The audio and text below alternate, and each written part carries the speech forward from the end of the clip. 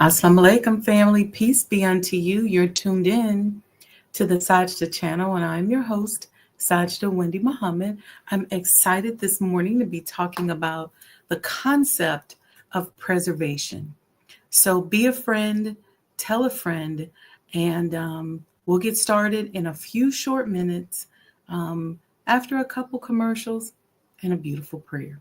So jump on over, be a friend, tell a friend. We'll see you in a few minutes.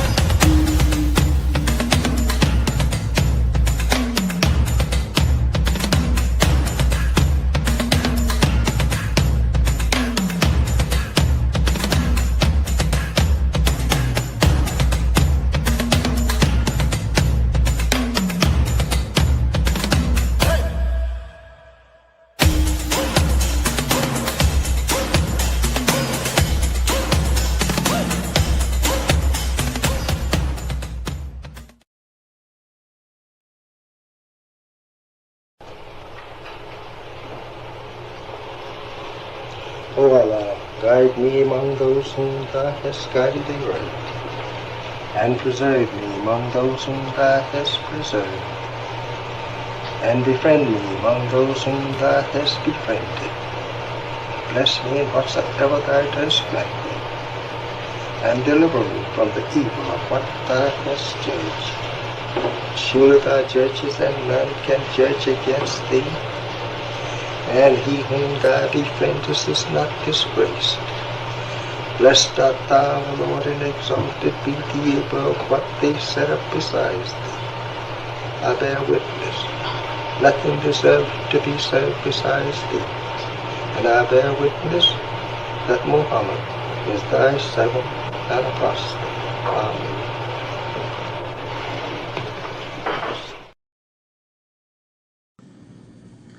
The Honorable Elijah Muhammad, who in my judgment is the master historian,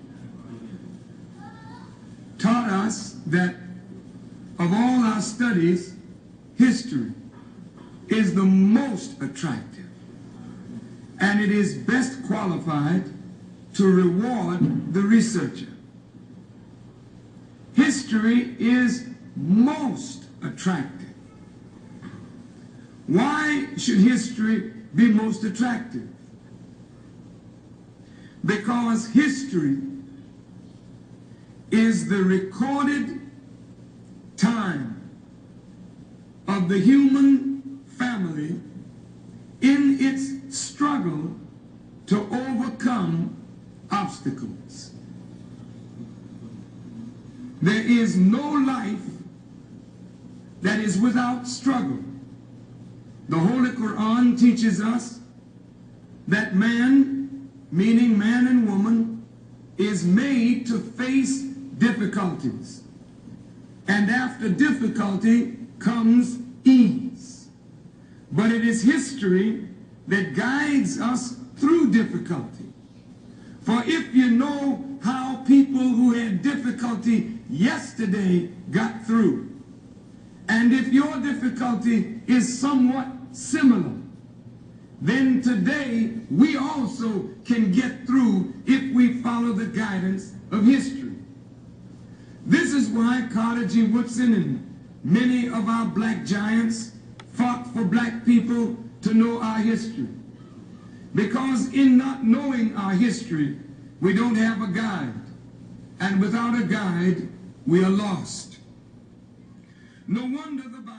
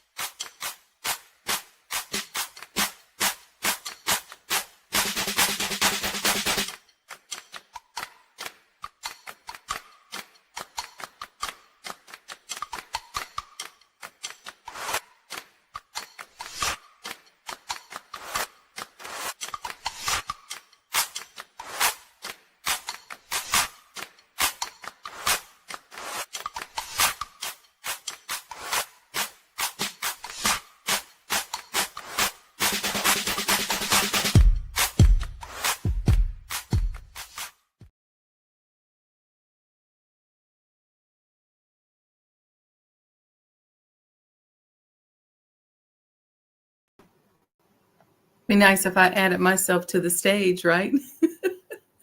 Assalamu alaikum, family. Welcome to the Sajda channel. Hope everyone is doing well. It looks like summer is finally starting to kick off, at least here in Chicago. We had a chilly weekend, but we jump-started Monday in the 70s, which has been quite lovely. So happy Friday to everyone. Thank you, and thank you. We are fresh off of an amazing weekend over here in the Sajda universe of things. We kicked off Saturday with Black Opera in White with our lovely artist Arlesia, who did an amazing job. Absolutely amazing. If you missed it, don't miss our next events, because I'm telling you, there was some elevation and healing happening in that room. And you all may know this, but you know that the human body vibrates right around somewhere between 60 and 70 megahertz. And the healing process begins somewhere around the 155, 160 to 170 mark. Right? There's a range. It's a little different for everybody. And there's a lot of different ways in which you can access holistic healing in your body. Okay. You can do it with music. You can do it with thoughts.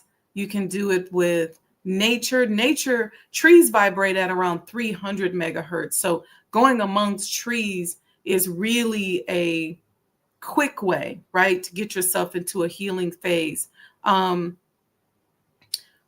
But the music that we curated was right in that healing phase. So imagine sitting there listening to this beautiful performance that's hitting in those healing phase zones for an entire hour.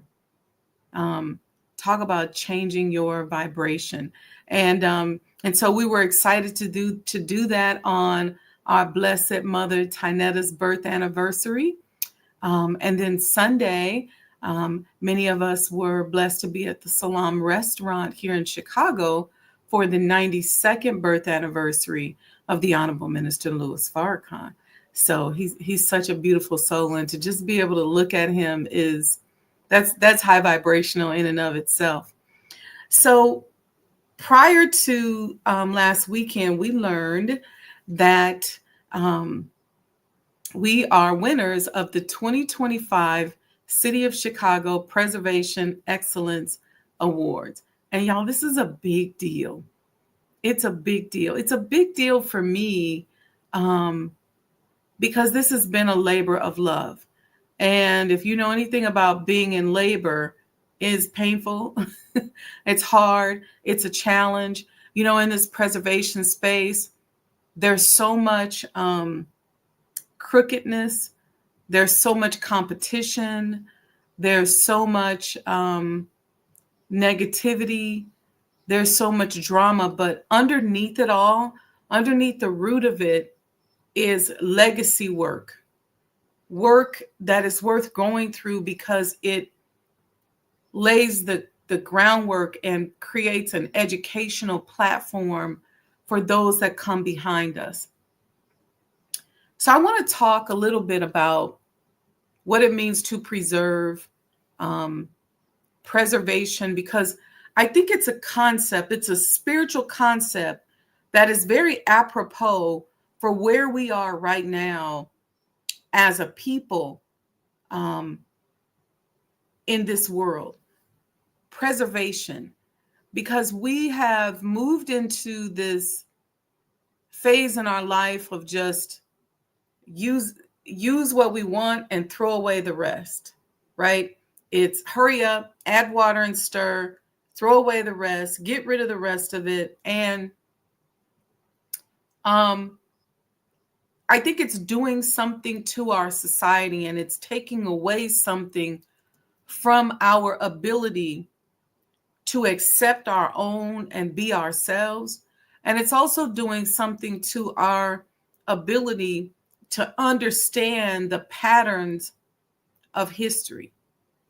And I know that as we evolve as a people, there's always this effort to remove the spirituality, to remove the prophecy, to remove what is other than what we see right in front of us. But that's a mistake, in my opinion. And so preservation is critical. We should be preserving our bodies. We should be preserving properties that are important to our underserved communities. We should be preserving and learning the concept of preservation. When I first acquired the former home of the Most Honorable Elijah Muhammad, I was blessed to be in a meeting with the Honorable Minister Louis Farrakhan, and we were talking about the preservation process, and we were talking about myself and my life and who I am. And he said something, well, he always says something very powerful, but one of many of the powerful things that he said was, he said, Allah was preparing you for this since before you were born. And that really struck something in me, because it made me start to think about, collecting and preserving things as a child, collecting coins and different things like that. And so it made me go to a deeper, more spiritual level when it came to preservation, because getting into the field, it's easy to get into it at a real estate level. And at the real estate level, you got all the predatory capitalism, you got all the political stuff that happens as a result of preserving anything. The political stuff is attached to the predatory value, predators who see the value or don't see the value. There's that level, but it forced me to go deeper. And so I want to do that these next 2 days as we're leading up to our award acceptance on Monday, okay, with the city of Chicago. So let me just give you a brief definition of preservation and what it, and preservation at the root is the word to preserve. It's a phrase, it's a verbal phrase in essence, to preserve. Preserve is the verb. To preserve something means to keep it in its original state, in good condition, or safe from harm or loss. It can involve preventing decay, maintaining something, or protecting it from destruction. Preservation can apply to various things, including physical objects, historical sites, natural resources, and even intangible concepts like rights or traditions. And so I want us to stop for a minute and think about that. And we're going to kind of break down a few of those concepts in that definition.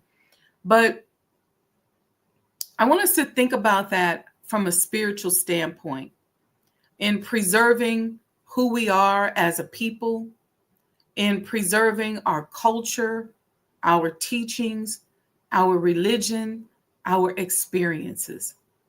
If you were here during the intro of the show, I played a video where the Honorable Minister Louis Farrakhan talked about the importance of history. Okay. And you can go back and listen to, I won't interrupt our flow, but I want you to go back and take a listen to that. Because one of the quotes from the Honorable Elijah Muhammad that I think is very apropos here is that history is the best at rewarding its student. See, when you understand history, you understand patterns. You can celebrate your greatness. We talk a lot in Chicago about the Great Migration. And I always think about my grandmother in 1945 migrating from Louisiana up north and to Nebraska. And wouldn't it have been great to have a journal from her? I would love to have had a journal that I could open up and say, this is what she experienced. This is what she saw. Was she on the cars with the Pullman porters? Who else rode that train with her? How much did it cost? Did she have to transfer? What happened when she first got up here? What was she looking for? What were her hopes? What were her dreams? Am I living and walking into those hopes and dreams? I think that would be so powerful. And so one of the things that we're working on doing within the Sajda House brand is creating a publishing house where you can publish your books that talk about your experiences as a Muslim and as a person from a community whose history is oftentimes liquidated and unpersoned. Also at the root of our preservation efforts is not only the process by which we preserve something, it's why we preserve it and whose efforts are we looking to uphold and preserve. That's also important as well, right? It's the builder of the home, it's the architect, it's the inhabitants of the home. In our case, it's the great inhabitant, the Honorable Elijah Muhammad. But it's maintaining a state. We talk a lot in emotional intelligence about emotional states. And if you want to understand history, it's important to understand states, mental states, emotional states, design states, conditions. It's really important for us as a people, because oftentimes we are cut off from our history and we're operating out here like new people with no benefit of what happened before us. We don't know what happened before Columbus. Thank God for Ivan Van Sertima, who wrote the book They Came Before Columbus. Otherwise, we wouldn't even know that we were here before Columbus. But when you are in a position like we're in, where your history is oftentimes rewritten, your heroes are unpersoned, liquidated, and you're dealing with a people who are using the benefit of their knowledge of history to pinch you off from yours. And so part of our generational legacy should be to pass on truth.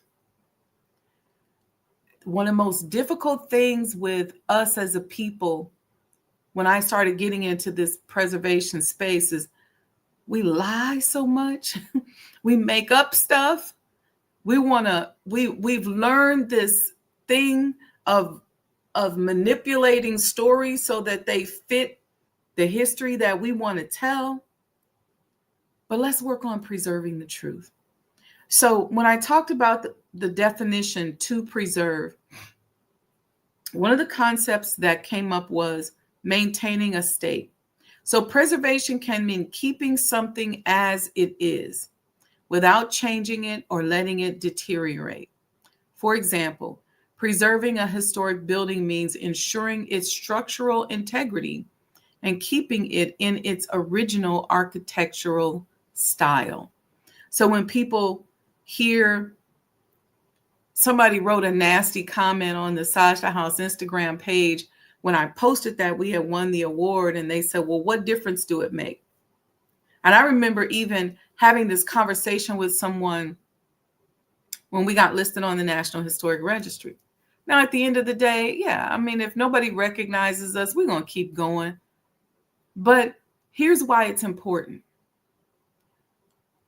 Because if our history is being preserved in a manner that maintains the design and architectural integrity of a piece of property, which is what we've done with Sajda House, also known as Elijah Muhammad House.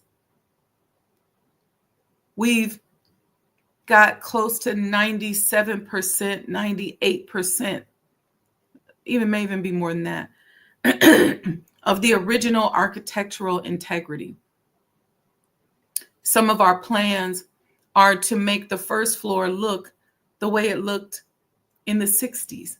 And so recreating that state where all of those visitors came in to meet with the Honorable Elijah Muhammad. But for the most part, the home is in the same architectural condition that it was in when it was originally built in 1902. Now, the house was completed in 1902, but it took about 2 years for them to build it. So they started it in 1900. You got to remember, some of these types of equipment and things like that we use to build large homes and large buildings like that didn't exist. And so it took time to construct these spaces. And this one took about roughly around 2 years to construct. Also protecting from harm. Preservation also involves protecting something from damage, destruction, or loss. This could be protecting natural resources from exploitation, preserving cultural heritage from vandalism, or safeguarding one's reputation from libel. Now, let's go back for a minute to maintaining a state. And I like us to think about this in terms of not just a building, but our physical body, as well as our spiritual body. You can think of this from spiritual, physical, financial, mental, psychological. How are you preserving your mind? How are you preserving your ability to evolve as a human being in a healthy way? How are you preserving the organs in your body? How are you preserving your teeth, your eyes, your skin? How are you making that preservation relevant, excuse me, so that you can live a long and prosperous life? How much are you exercising? How much are you creating resistance in your body so that, you keep everything nice and tight and up and perky? How are you doing that? We were talking Sunday. I was sitting at the table with Sister Nala, also known as Sister Carmela from Let's Eat to Live. And we were talking about what we looked like back in our Vanguard days. And she said, "Sister, you were so skinny." I said, "Yeah, I know. They used to joke that I could hula hoop with a Cheerio." And so we were talking about how, we were all on these fitness journeys, and we don't want to go back to the Cheerio hula hooping days, but that we wanted to continue to engage in a process to preserve our body. And she, of course, has a restaurant, and we were talking about preserving food and eating the right kind of food, and the Honorable Elijah Muhammad teaching us what time of day to eat and how much to eat, and taking ourselves through that fasting state so that we're not overtaxing our digestive system, and we can maintain those healthy enzymes in our system and keep ourselves looking young. We should be living up to 150 years of age without being broken down and messed up. So this is why I want you to think deeper than just the building. This is a spiritual process, preservation, preserving your relationship with God, preserving your ability to love, preserving. Also, in some of these lessons that I've learned from the minister during this process is not to allow yourself to be disappointed. And so how do you preserve your mental state? How do you preserve your love for something? Preservation. All right. Preventing decay is the next segment. In the context of food, for example, preservation refers to methods used to prevent spoilage or decomposition. This can be done through canning, freezing, drying, or other techniques. I hope you guys are starting to see how important preservation is in our lives. We're also taught in the Nation of Islam to preserve food, to store food for that rainy day, for that time of potential famine. We should be storing water and food in our home. Preservation. How are we preserving our body from decay? Are we just sitting up on the couch and just letting ourselves rot? Are we just letting gravity take over our body and we're not out here working, walking? Do you know that exercise helps to ignite certain nerves and chemicals in your body that can help to preserve your body? Did you know that? Did you know that your muscles produce chemicals? Your liver, your kidneys, they need chemicals and they produce chemicals in order to help you to maintain a healthy lifestyle. This body was meant to go some. And while it may not live forever, we can do our part in preserving it. Some of us, we are decaying so much on the inside that when you walk up to us, you could smell the decay on us. Some of that decay starts in the mind. Did you know that bad breath comes oftentimes from your thought? Yeah, it can come from halitosis.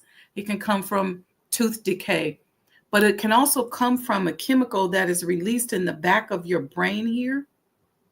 That is released when you think certain thoughts. It's why spiritual people can smell negativity on your breath. Did you know that? So it's best to keep you some mints or cloves around so people don't always know what you're thinking.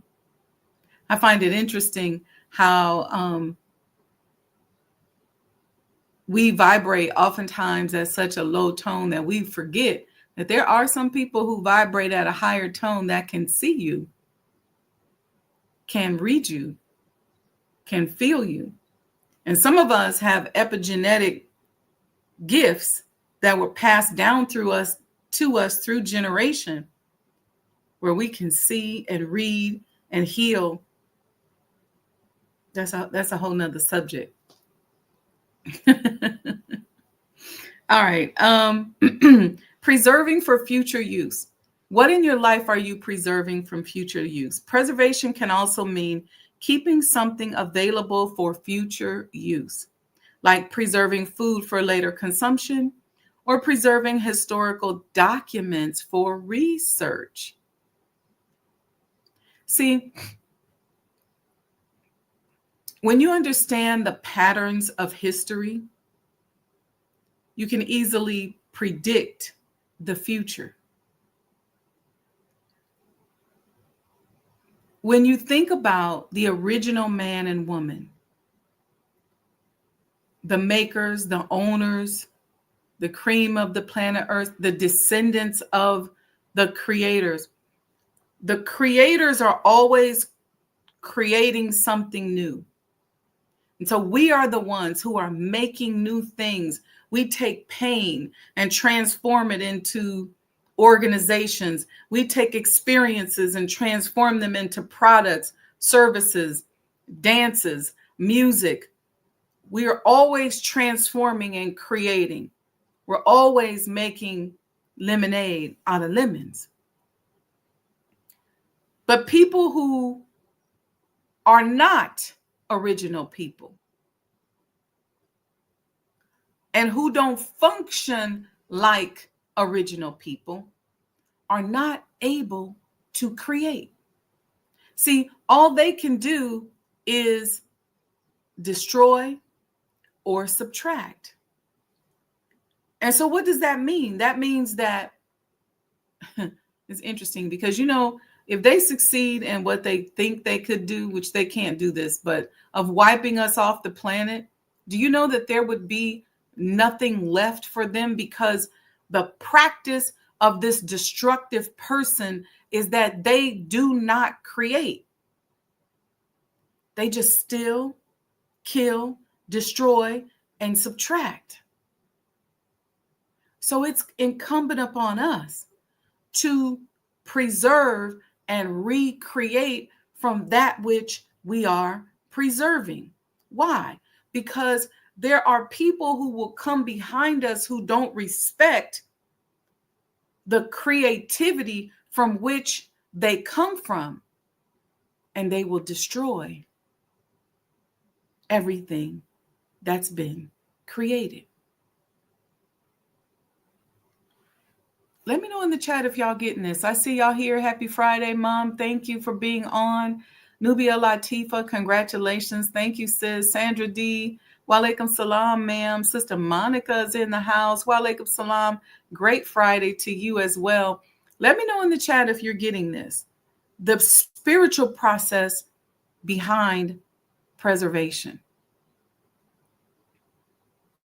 See, when Master Fard Muhammad came here to North America, he gave us a survey. And those of us that came into the Nation of Islam, we had to recite certain aspects of that survey of the universe that he gave to us. And so part of what is incumbent upon us is to preserve what was given to us and to preserve where we are, to preserve this universe, to preserve this earth, not so that we can keep it and hoard it and say, oh, this is mine and I get this value, but so that we can see it, study it, and continue to evolve and recreate. That's the deep power of preservation. Okay? You can preserve a concept or an idea, right?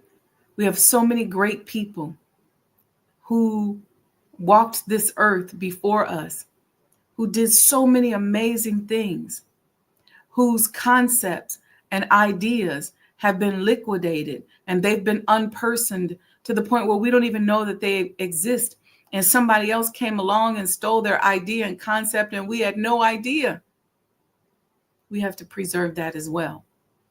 I love learning about all the amazing things that we've invented as a people and understanding how important it is that we preserve it. Now,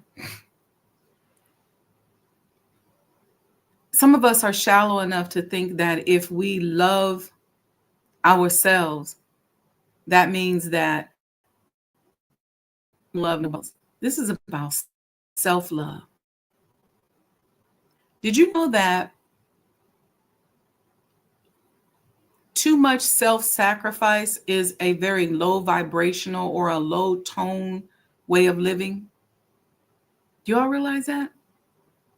Do you realize that if you are in a position in your life where you have to do a tremendous amount of self-sacrificing, that you have to be deliberate about raising your vibration? We talked about those tone levels. Do you know that you have to be deliberate about your thoughts? You want to be deliberate about being happy, about laughing, about releasing those chemicals in your body. Because if you're sacrificing all the time, it can be a very low tone or a low vibrational activity. And so you don't want to live there. You want to make sure that you are incorporating ways in your life that you can uplift your vibration. And there's many ways that you can do that. So let's talk about preserving a concept or an idea. Preservation can also extend to preserving ideas, values, or practices. This might involve passing on knowledge, maintaining cultural traditions, or upholding legal principles. I want to talk about the two concepts in there: passing on knowledge and maintaining cultural traditions. Because we live in a world where we have inherently been taught to disrespect those that came before us. We don't live in a society that respects people as they get older. We still live in a very colonizing slave mentality type of culture, because in that production slave culture, humans were valued based on what they were able to produce. And so, since there was no respect for the knowledge that happened prior to the kidnapping, they didn't want to hear what was coming through you and the downloads that we get the blessing to share on these podcasts and things like that. It was all about what you could produce. And so if you were at a young age and you were able to produce other enslaved people, if you were able to lift more hay, bale more cotton, tow more on the barge, whatever you were able to do, you meant more. I was looking at a program the other day about the establishment of the railroad. And they're talking about this great thing that was so revolutionary because it connected the cities together. So you could live in Boston and get to LA because of the railroad. You could ship goods. So it changed capitalism. Because prior to that, people pretty much just purchased things that were available to them in their immediate area. They didn't really travel to go and buy something. But now you could buy a piece of leather or a piece of shoes from somebody in Boston if you lived in Mississippi because of the railroad. I said, but what about the people who laid the railroad ties? Where's the homage for them? They talked about the Pullman porters. Great. But what about the labor that laid those railroad ties so that those railroad cars could travel over those railroad ties? See, because if you don't preserve that part of the history, it's easy for you to think all I need to do is invent a piece of transportation. Who built the roads? Who cut out the roads initially so that we could get from one place to another? Who cut out the prairies and the landscapes so that those railroad ties could be laid? This just wasn't flat land. A lot of this was prairie and rock. And who did that? So think about during that point in time and prior, what value were you to that company if you were younger and you could lay more railroad ties? Now, fast forward today. There's so much wisdom that we gain as we get older. The average millionaire nowadays is 50. They talk about the 30-year-old millionaire, but there ain't that many of them. There's some people out here getting it, but there's not that many. Where's the wisdom? How do we learn? If we say old people out to pasture, we don't want to talk to them no more, how do we learn? How do we learn the patterns of what happened to us and what could be and what should be important to us? How do we know that? See, this is where we as Black people, we got to get back to the old school. We've adopted this this rugged individualism, this nuclear family thing that we did not come from. It was a village that raised the children, that preserved the society, that elevated the community. It was the village. It was the elders that taught us about the sun, the moon, and the stars so that we understood how to utilize that knowledge and evolve ourselves as a people.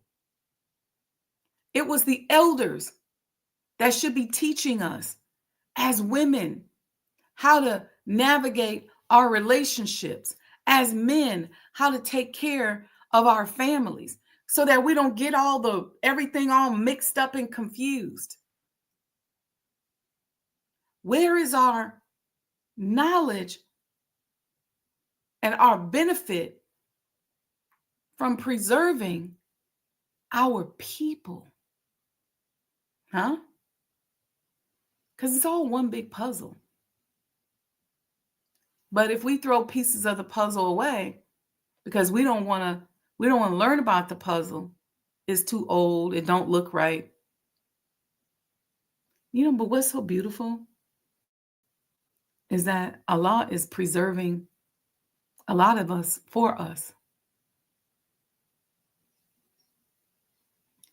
60 years old today, that ain't 60 like our grandmothers them 60 or our great grandmothers them 60. The average slave only lived to 52 years old. And as soon as we got up out of that, we started living to be a little bit longer. A lot longer. You hear about the people who live to be up in their hundreds. But as soon as we got that burden up off of our back, we could preserve our bodies a little bit longer.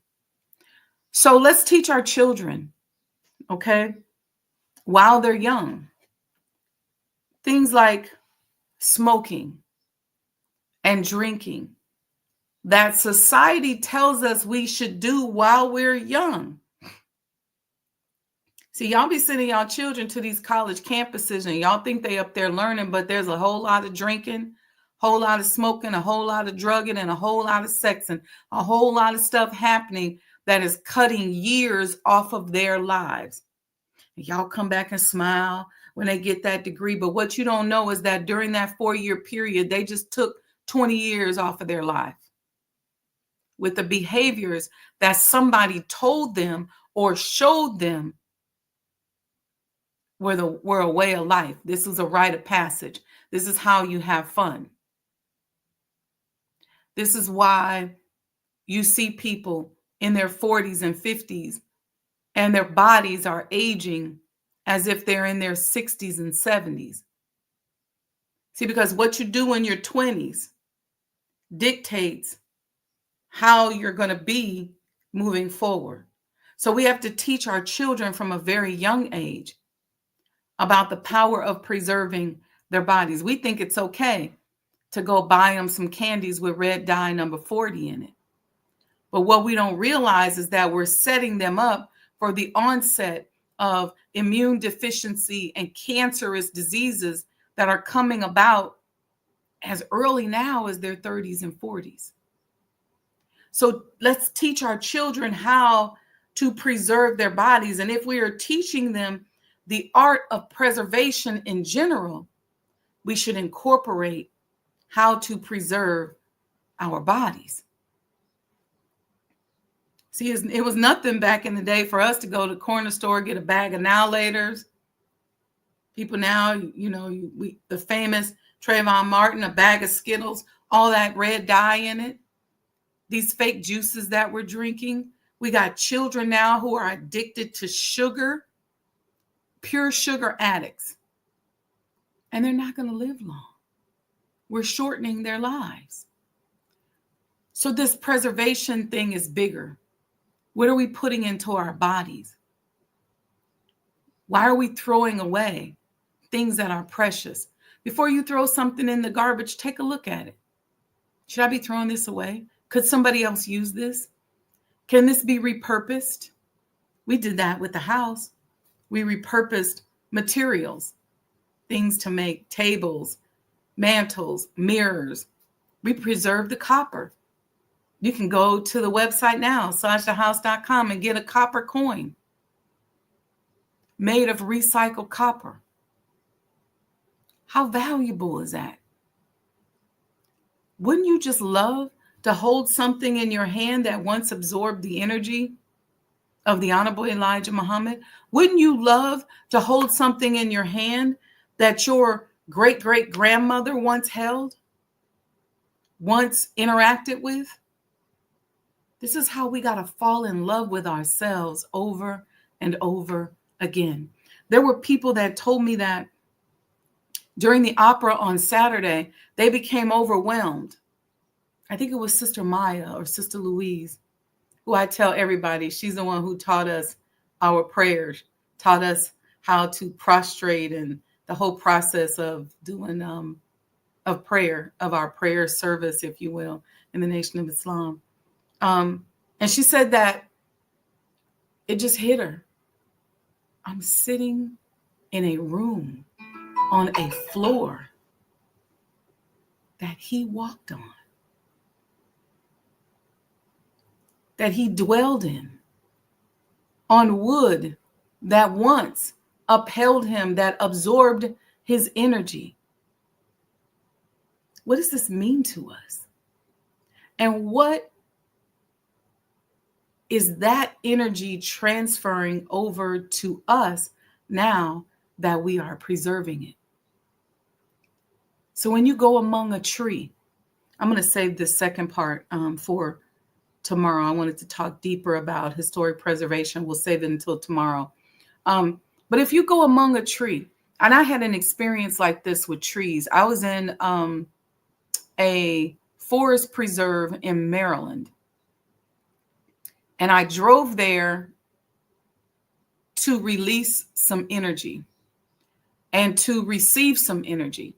And so I wanted to go among these trees that have been living for hundreds of years. And I said, I just want to exchange energy with them.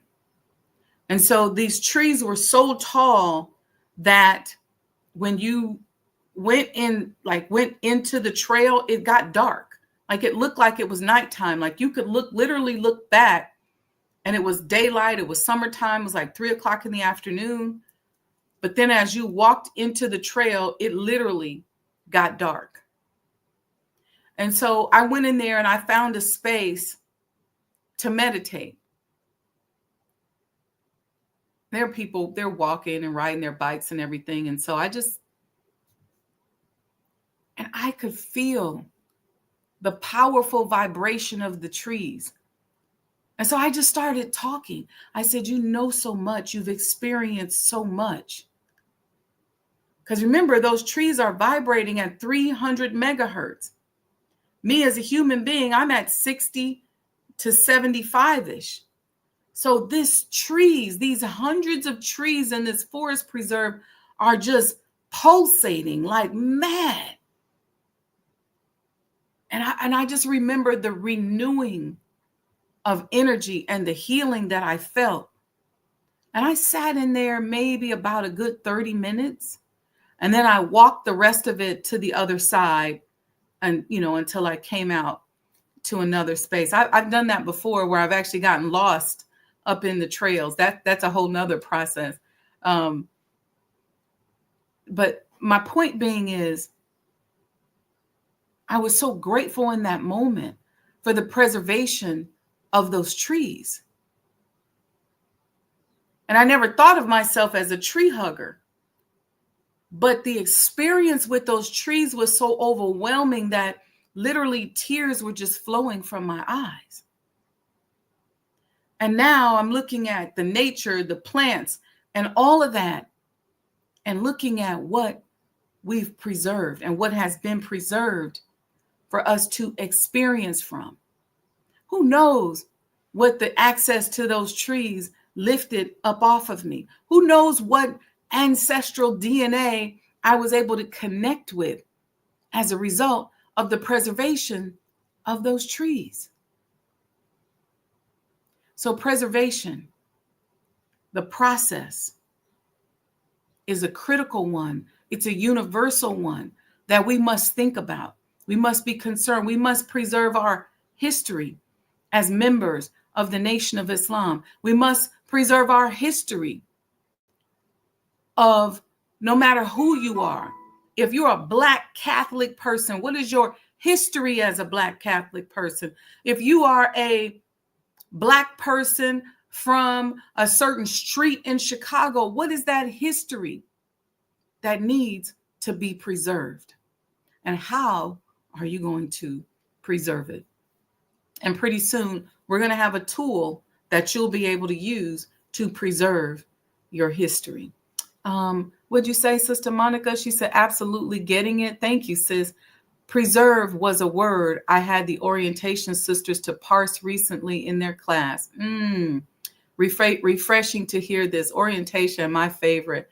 My orientation experience is still with me. And then I taught orientation here in Chicago for about 7 years. And that class has blessed me for over 20 years, just looking in the faces of sisters who I remember seeing. And I'm going to tell you something, Sister Monica. When those sisters walked in that class, I wanted to preserve the God that began to awaken in them, that not only encouraged them to walk into that class and take this journey, but that also birthed them into this world. Because we all showed up on the planet for a reason. And it's our job to discover that and to figure out what we showed up for here. It's never too late. Never too late. But as we sojourn, as we navigate the vicissitudes of life, we must understand what's important for us to preserve and what we can preserve that we can pass on. And maybe we don't have other people, other children in our family who really care about it. A lot of us come from families where there's not a lot of interrelated respect. And so the children in the family don't necessarily care to hear about what we've gone through, but there's somebody that can benefit from it. And so don't just look immediately around you. Look and see. What do you have that can be donated to a school? If you don't think your children or your nieces or nephews will appreciate it, how can you donate it to preserve it? All right. So with that, family, I just want to say happy Friday. Make sure you love somebody today. Make sure you're sharing love. Make sure you're vibrating with that spirit of love. Make sure you're human medicine today, that you're helping someone to heal. And to each and every one of you, I'm wishing you, each and every one of you, more goodness, more love, more health, more peace, more alignment than you've ever experienced or even imagined. You know what I hope for you? You know what the best feeling is? Is that you receive blessings that you didn't even see coming. I pray somebody blesses you today and you didn't even see it coming. I pray that you experience and you get off of this show right now and walk right into a blessing that you didn't even expect. You didn't even see it coming. That's what I hope to command from the universe for each and every one of us here today. So stay tuned. Our next event is going to be the Black Waltz in White. I worked on the promo yesterday, and so we'll be announcing that soon. And so that's coming up. That's going to be in conjunction with Waltz and Etiquette Chicago.